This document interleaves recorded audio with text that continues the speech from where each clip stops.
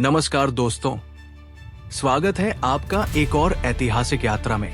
आज हम आपको लेकर चलने वाले हैं समय की एक ऐसी सुरंग में जहां इतिहास आज भी सांसें लेता है।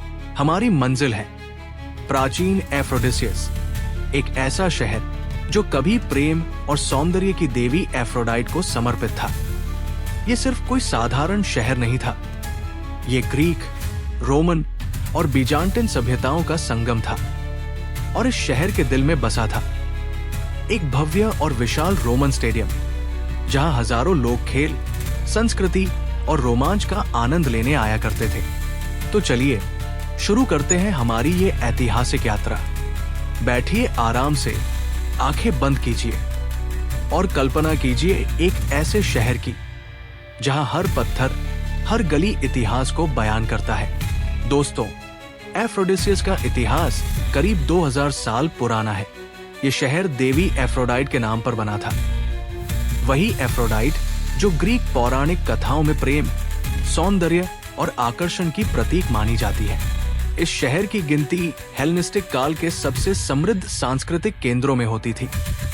यहाँ संगमरमर के भव्य मंदिर थे, संगीत महलों की गूंज थी और कला का हर रूप अपनी चरम सीमा पर था।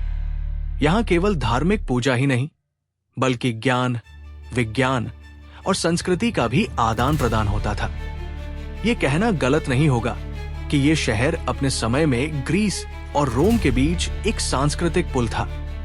जब रोमन साम्राज्य ने इस क्षेत्र पर अपना प्रभुत्व स्थापित किया, तो एफ्रोडिसियस का कद और भी बढ़ गया।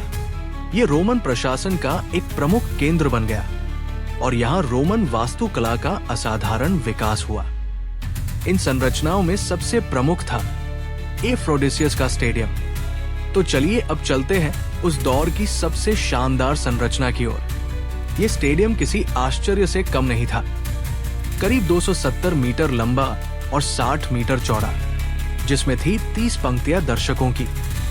यहाँ लगभग 30,000 लोग एक साथ बैठ सकते थे। सोचिए, उस समय ऐसी विशाल संरचना का निर्माण कितना अद्भुत रहा होगा। इस स्टेडियम में होने वाले खेल किसी साधारण मुकाबलों जैसे नहीं होते थे।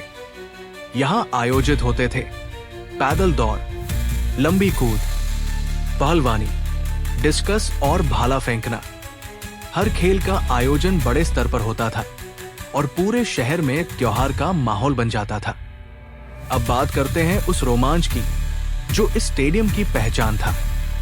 यहाँ होते थे ग्लेडिएटर मुकाबले, जहां योद्धा जान की बाजी लगाकर लड़ते थे, और कभी-कभी जंगली जानवरों की भी लड़ाइयां होती थी। ये आयोजन केवल मनोरंजन नहीं थे, बल्कि रोमन सम्राटों के सम्मान में किए जाते थे। ये एक तरह से शक्ति और नियंत्रण का प्रदर्शन भी था कि कैसे रोम का साम्राज्य सब पर हावी है। आप सोच रहे होंगे, उस दौर में इतनी बड़ी संरचना कैसे बनाई गई होगी? इस स्टेडियम का डिजाइन बहुत सोच समझ कर किया गया था। ध्वनि की व्यवस्था ऐसी थी कि दर्शकों की तालियां और जयकारे दूर दूर तक गूंजती थी। और इसका टिकाऊपन देखिए, आज 2000 साल बाद भी इसका ढांचा खड़ा है। स्टेडियम केवल खेलों के लिए नहीं था। यहाँ सांस्कृतिक उत्सव, धार्मिक कार्यक्रम और सामाजिक समारोह भी आयोजित होते थे।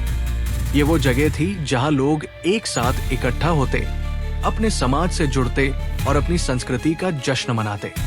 एफ्रोडिसियस की पहचान केवल इस स्टेडियम तक सीमित नहीं थी। यहाँ भव्य मंदिर, थिएटर, संगीत महल और प्राचीन विश्वविद्यालय तक मौजूद थे। ये शहर एक जीता जागता उदाहरण था कला, विज्ञान और धर्म के समन्वय का।